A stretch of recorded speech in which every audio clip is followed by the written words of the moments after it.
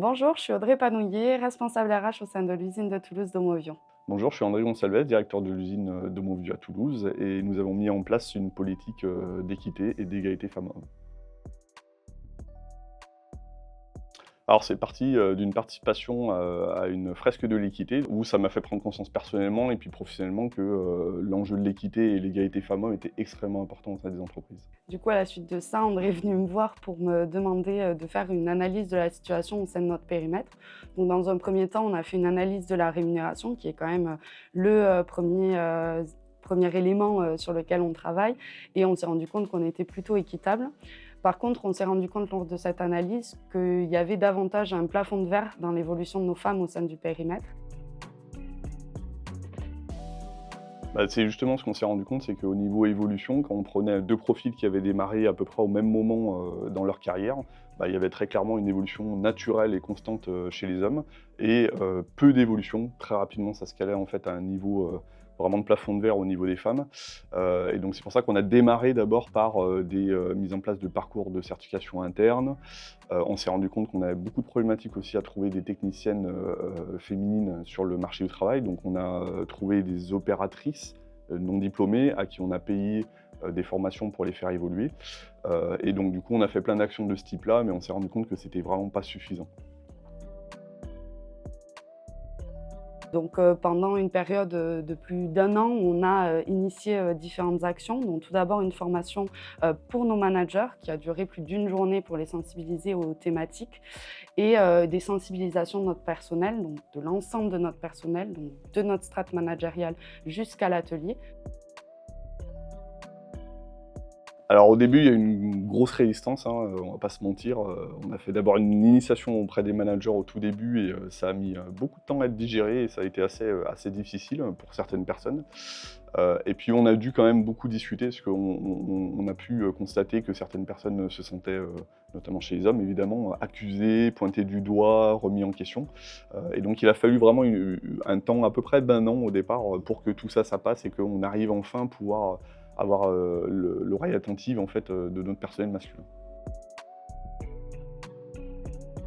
Donc on a assisté à un vrai changement de culture, vraiment, vu qu'on a fait toutes ces formations et ces actions, les gens se sont rendus compte que, certaines remarques sexistes, des harcèlements aussi, ce serait plus du tout toléré et qu'on agirait concrètement face à ce genre de situation. On a eu aussi une bascule un peu plus individuelle et du coup, pour nous, on a une vraie hausse des signalements, que ce soit des propos sexistes, du harcèlement sexuel ou encore des agressions sexuelles. La première, c'est tout d'abord la nécessité de se former, donc d'avoir une courbe d'apprentissage qui peut être longue pour nous. Et du coup, voilà, de prendre le temps et d'être patient sur cette courbe d'apprentissage, puisqu'il fallait nous aussi après se poser la question comment bien traiter les cas qui allaient nous être remontés. Et c'est pas un sujet à prendre à la légère, donc ce temps-là était nécessaire. Et après on a eu un deuxième effet en fait, de retour en arrière, hein, quand il y a eu l'arrivée de Trump au pouvoir, très clairement. On a vu la différence, beaucoup d'entreprises, collègues à nous, sont revenus en arrière sur la politique de diversité. Alors ça fait le tri entre les approches qui étaient sincères et celles qui ne l'étaient pas, mais clairement on a vu de moins en moins de personnes qui étaient dans le même mouvement et qui allaient vers, l'équité et l'égalité, femmes-hommes. On avait envie de mettre en place plein de choses, de montrer qu'on voulait avancer sur le sujet, mais en fait, on s'est vite rendu compte qu'il fallait écouter aussi nos équipes et nos femmes aussi dans l'usine et dans l'entreprise. Par exemple, le sujet du congé menstruel, on l'a mis sur la table en disant que pour nous, c'était une bonne idée, novatrice, qui pouvait répondre à des besoins de nos équipes féminines, qui au final, après leur avoir posé la question, c'était pas si facile que ça, puisque beaucoup d'entre elles nous ont dit que c'était pas nécessaire et d'autres ont reconnu l'effort de mettre ce sujet-là sur la table. Mais ça nous a bien montré que sur ce sujet-là, typiquement, c'était pas aussi simple et qu'elles étaient pas toutes d'accord. Et beh, du coup, en tant que manager, effectivement, ça demande et notamment en tant qu'homme, beaucoup de remise en question, hein, c'est clair, faut approcher le sujet avec beaucoup d'humilité, et puis plus on avance, plus on se rend compte qu'on fait les choses de travers, très honnêtement, en tant qu'homme.